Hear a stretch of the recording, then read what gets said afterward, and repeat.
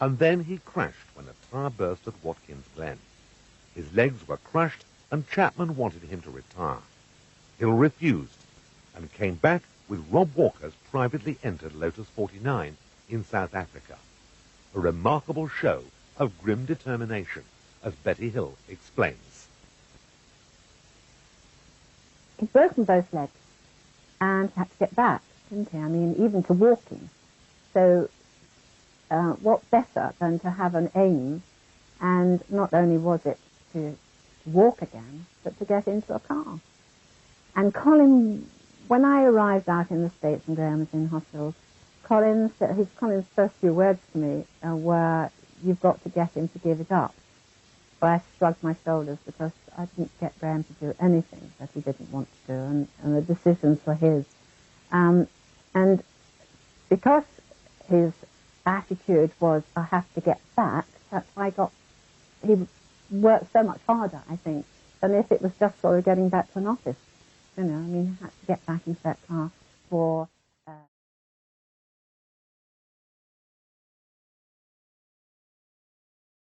Managed to Europe hospital care following a serious crash at the Ontario Speedway in California. He feels this will be his year. For Marko. On lap 6, a stone kicked up from Fittipaldi's car hit Marko directly in the eye. Marko stopped the car in extreme pain, started to look for help, and was quickly whisked away to hospital. They could do nothing to save his sight in his left eye, and just like that, Marko's racing career came to an end. There's a car, you could just see through the dust to the left, to the back of the crash tender. The firemen get off.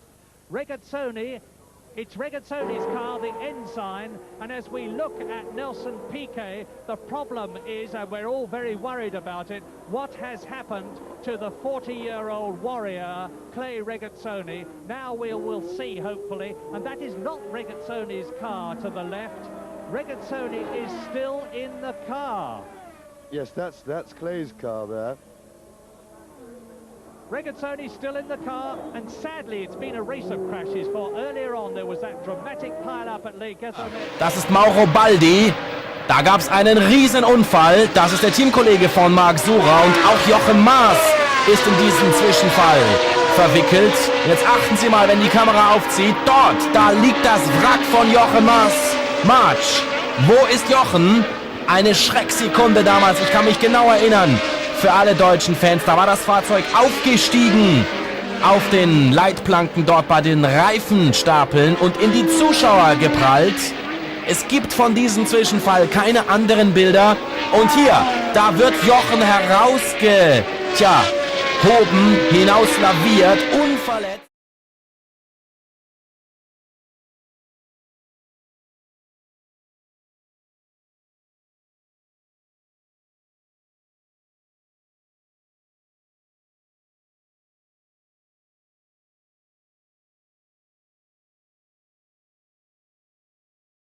Sofreu grave acidente, fraturando os 2 tornozelos e teve que ser levado com urgência para o hospital. Ayrton viu tudo muito de perto e isso mexeu com ele. Eu vi ele no carro logo após o acidente, e com todos aqueles pedaços de carro em volta.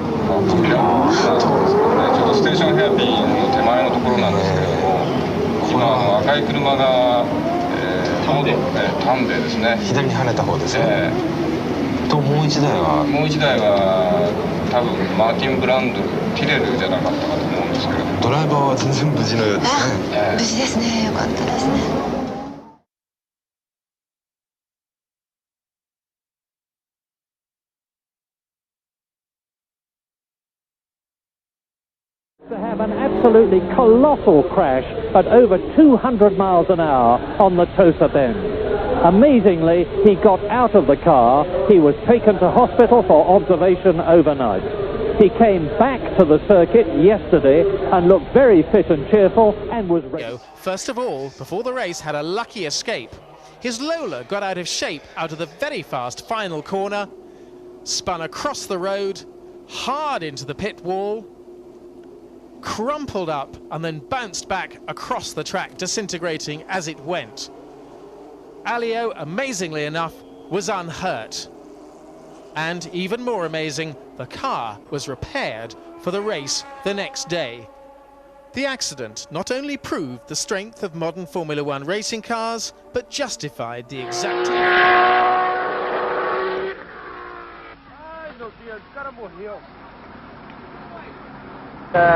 Like my aunt. Danger, yeah.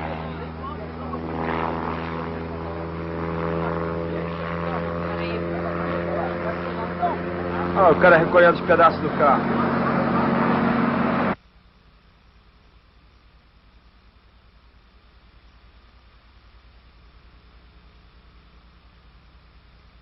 Nakajima had a nasty shock when a rear wing mounting collapsed.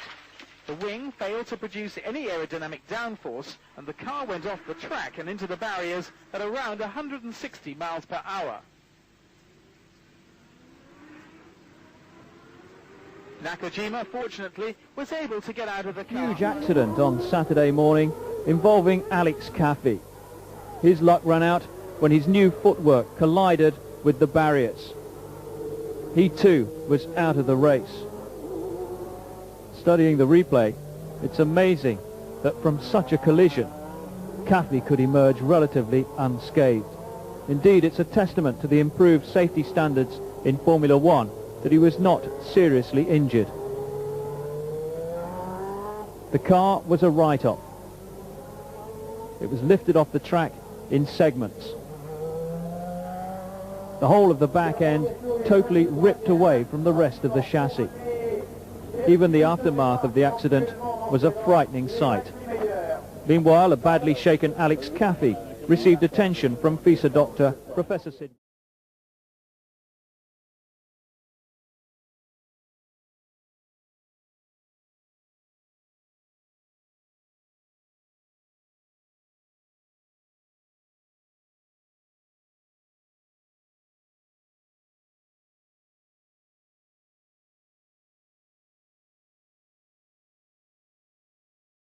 Lap of practice.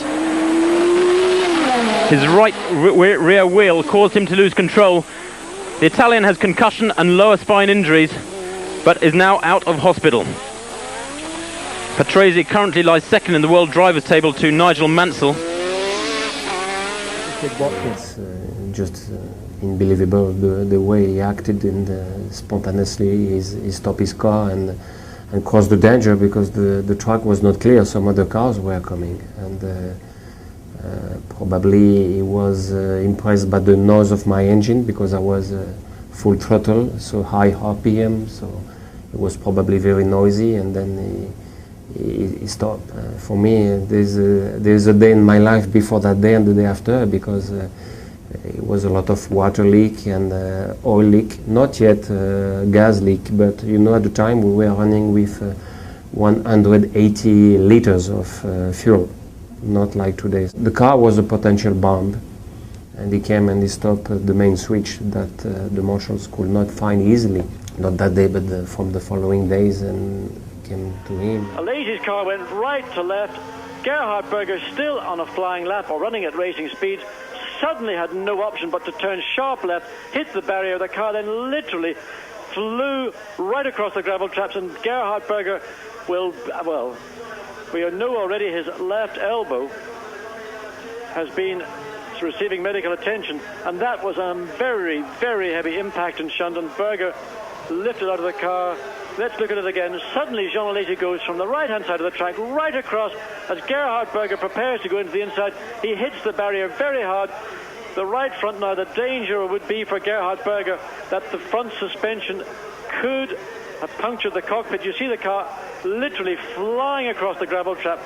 Berger hit that barrier certainly 120 miles an hour, if not more, and then slams. Look at the energy. You see the car sideways into that tire barrier. The Armco barrier falls away. Now here we are in a car once again. And Senna falls away. Schumacher second, Berger third, Damon Hill, and that's a Lotus. They'll have to stop the race, I'm sure, because there's debris on the circuit. That is Pedro Lamy. It's Pedro Lamy, who, the young Portuguese driver, who was right at the back of the grid in 22nd place, and that is one of the Benettons, so that has to be JJ Leto. And Lamy is all right. We've seen a lot of very, very badly broken motor cars, sadly, at Imola over the last 2 days, and there is absolutely not a shadow of doubt in my mind as you look at car number 6 with its left wheel ripped off. JJ Leto, I presume he's all right because he's out of the cockpit and the race will be stopped. They'll have to remove the wreckage. That will take quite a long time. And I don't know how that happened because Lamy was right at the back of the grid and JJ Leto was in 5th position. I suspect, Murray, looking at...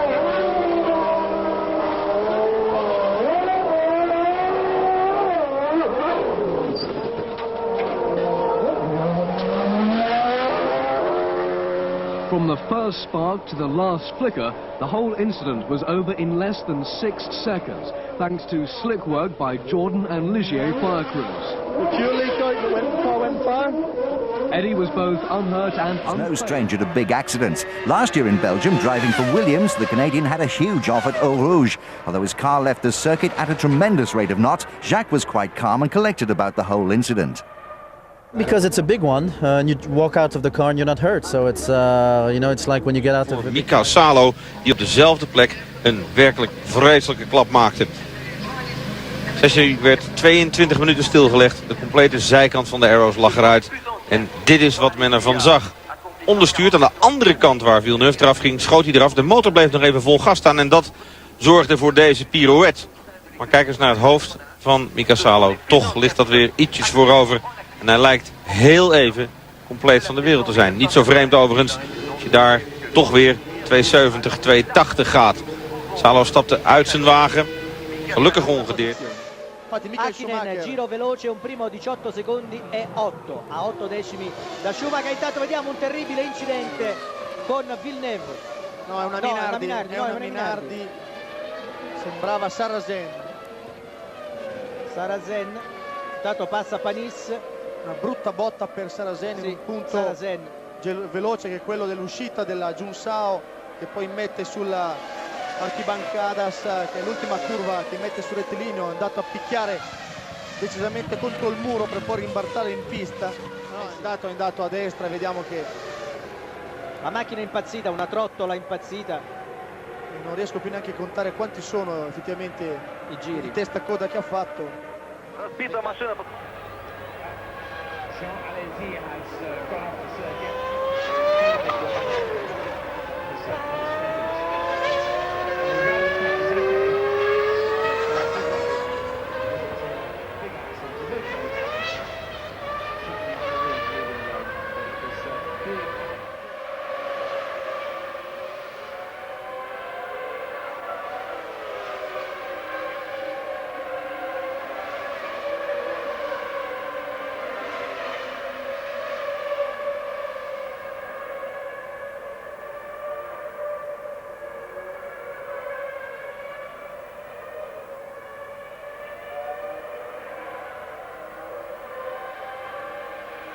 Посмотрите, Жак Вильнёв опять. Жак Вильнёв, тяжелая авария. И горит причем машина. И где маршал это? Тяжелая авария Жака Вильнёва. Вдребезги разбита машина. И уж не в красной ли воде опять ли. Посмотрите. Горит машина-то. Он зовет маршала. Красные флаги. Да, в красной воде. Жак Вильнёв вновь в пол пытался целиком в пол пройти. Несмотря на резину с 4 канавками пройти этот поворот. Потерял ее. И вновь, как и на свободных заездах в прошлом году, разбил, посмотрите, перевернул целиком машину, двойной переворот. Вот как старается Жак Вильнёв. Он был на 7-м месте после первой серии. Пытался сейчас улучшить этот результат. Может быть, мотора не хватало. Пытался компенсировать это пилотажем на лимите. У него была максимальная скорость прохождения красной воды. Даже среди пилотов Макларена, у которых гораздо более мощный мотор Мерседес. На первой попытке пытался пройти еще быстрее в этом месте. На втором. Жак Вильнёв, вы знаете, иногда все-таки мне напоминает своего отца. Очень много говорили о том, что Жак очень серьезный пилот, что у него есть доля сумасшедшенки, но та самая, которая нужна. Но я могу вам сказать, что я не могу назвать это безрассудством. Просто лишний раз Жак доказывает, это профессионализм. Что у него нет ни одного очка, это далеко не... Sonntag. Der gleiche Unfall. Ich habe gerade gedacht, es sei eine Wiederholung. Ja, weil es wieder ein BAR ist. Mein lieber Session Mann. stoppt, auch Sonntag kann aussteigen. Ja, Wahnsinn, beide BAR fliegen in der Orange raus.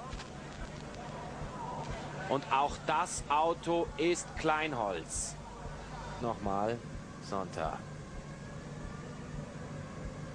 Ja, genau gleich. Das Heck bricht ihm aus, ein bisschen früher.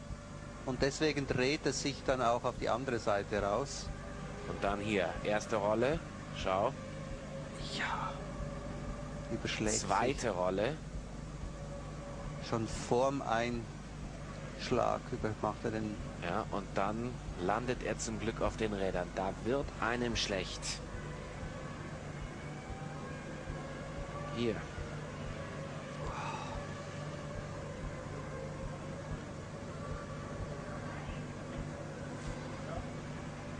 Das bringt natürlich auch die Orange ganz klar wieder in Diskussion. Man hat hier nach Ayrton Sennas Unfall in Belgien 94 eine Schikane vor Orange gekünstelt hingebaut, mit Pylonen abgesteckt, um den Speed aus der Kurve herauszunehmen. Danach hieß es, nein, Formel 1 ist Motorsport und Gefahr gehört zum Sport. Das akzeptieren wir. Man fuhr wieder diese Version. C'est Michael Schumacher. Oh là là, tonneau pour Michael Schumacher. Oh là là. Ça va aller, ça retombe sur les roues. Oui, ça va aller. Alors voilà, c'est curieux, hein, ce bac à sable en tonneau. Voilà une monoplace qui arrive en travers dans le sable. Alors qui va remettre en question. Voilà.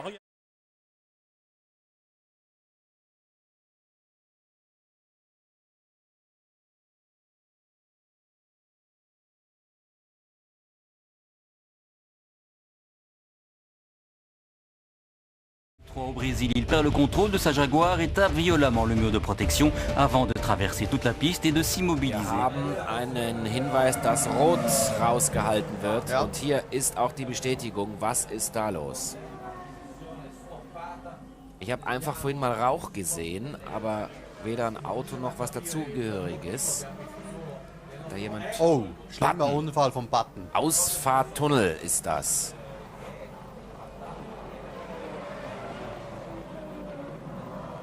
Kann der aussteigen?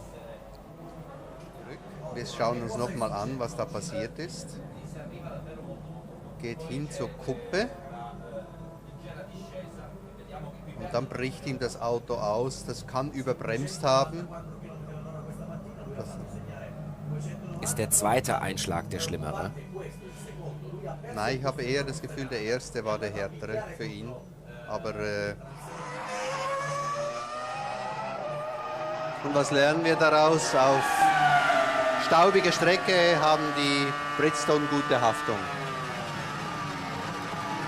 Ja, aber das ist eben eine Tendenz, die sicherlich nur anfangs des Tages so ist. Und je länger der Rennbetrieb fortschreitet... Unfall Furman! Unfall Furman, das schien heftig gewesen zu sein. Das Auto ist ziemlich zerstört. Gibt das einen Abbruch? Kann der aussteigen? Nicht wirklich. Ja, der fühlt sich nicht wohl.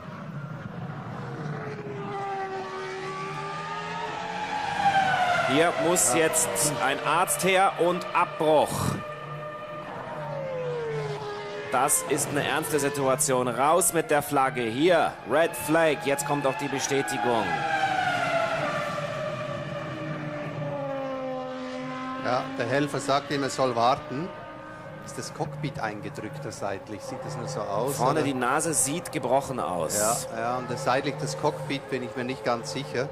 Hier kommt Professor Sid Watkins im Medical Car.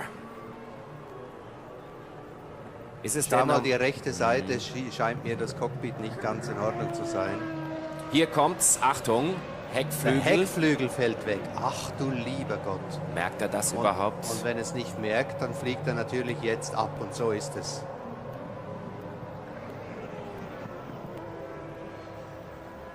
Oh, das ist verdammt heftig.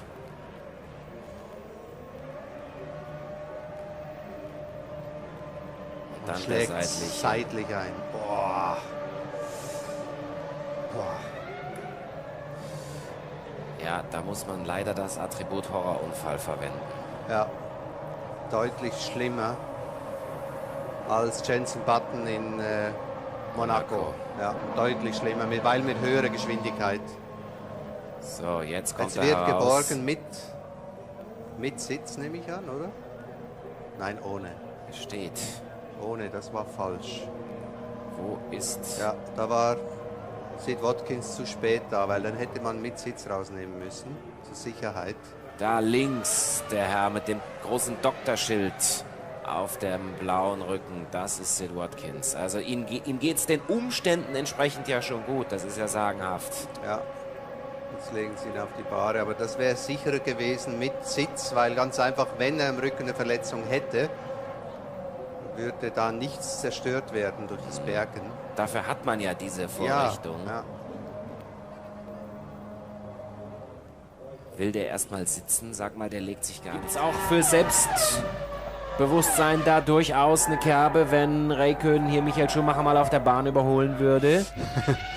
Genau, das würde natürlich schon was bringen. Und weißt du was? Barrichello profitiert von dieser Situation. Barrichello, der ja auch noch einmal tanken muss wie Kimi, schließt von hinten auf. Unfall Trulli. Schlimmer Unfall. Er zeigt, okay, Daumen nach oben. Oh, ist das Auto verschrottet, mein lieber Mann. Heftiger Unfall ist das. Safety Car. Kann der überhaupt aussteigen? Ein völlig zerstörter Renault. Das Safety Car ist standing by, also steht parat, gelb. Natürlich. Da rechts. In Bridge ist das. Das ist die dümmste Stelle, um abzufliegen. Ja, ist aber nach rechts abgeflogen, also nicht, wie wir das bei Timo Glock in dieser Kurve gesehen haben, sondern ist nach rechts reingeflogen. Safety Car kommt. Völlig richtige Entscheidung. Schwerer Unfall von Jarno Trulli, der da etwas wackelig weggeht. Und Kimi nutzt jetzt die Situation. Beim Anbremsen bricht er nach rechts aus. Und überschlägt sich auch noch einmal. Boah, was für ein Unfall. Und dieses Kiesbett. Schauen Sie sich die Bilder bitte an.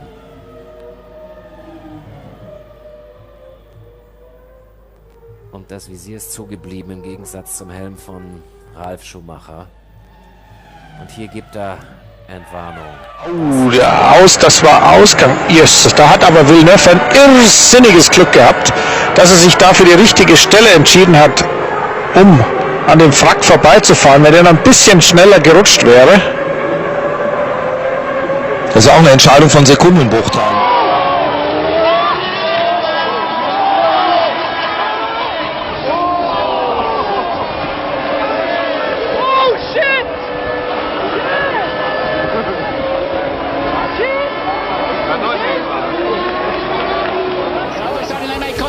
Michael Schumacher round, will he? Oh! The big smash there, that's Lewis, he's gone straight into him as well. What a dramatic start. It is just the sweetest of kisses on the back, and here we go. Oh, that's so scary, I don't like to see that. He had nowhere to go, did he, Liuzzi? No, he was kind of hemmed in, wasn't he? Yeah. The brake pedal...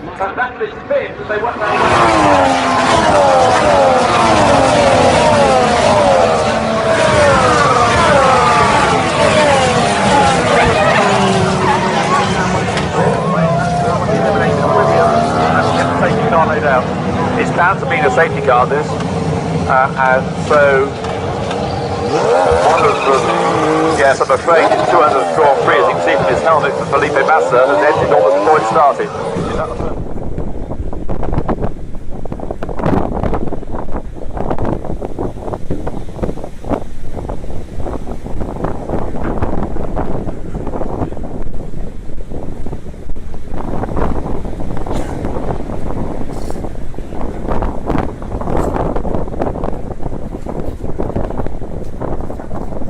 Que le ha pasado a Alonso, se le ha pasado algo en los Gets away well, Perez as well, covering his teammate. Hamilton moves over to cover off Sebastian Vettel, and there's locking up in a crash, and Fernando Alonso goes over the top there as Charles Leclerc's Sauber. Also involved Nico Hülkenberg in the Renault. Hamilton down through Eau Rouge, continues to lead though, ahead of Sebastian Vettel. Esteban Ocon. Fernando Alonso very well protected from what could have been a very nasty incident.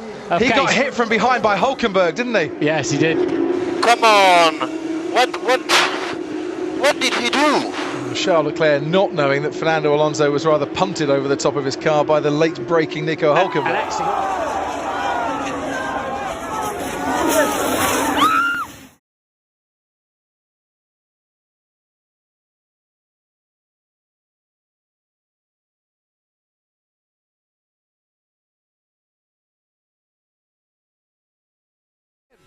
Into turn 4 this time we go, and on the run down, difficult braking zone, Max Verstappen comfortably ahead. Oh no, the engine's gone!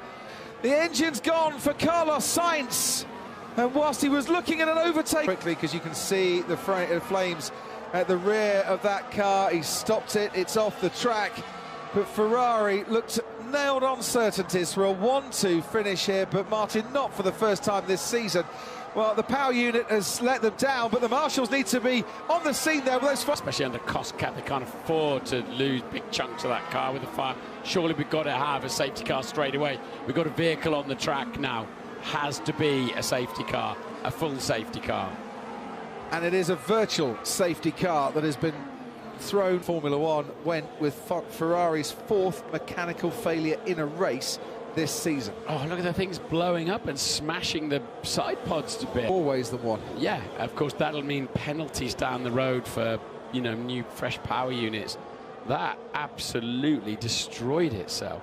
I tried to put a wedge underneath the wheel, look, and it sort of shimmied out a little bit. Control, the race is neutralized, everybody reduces their pace by 40%, no overtaking, and they all drive to a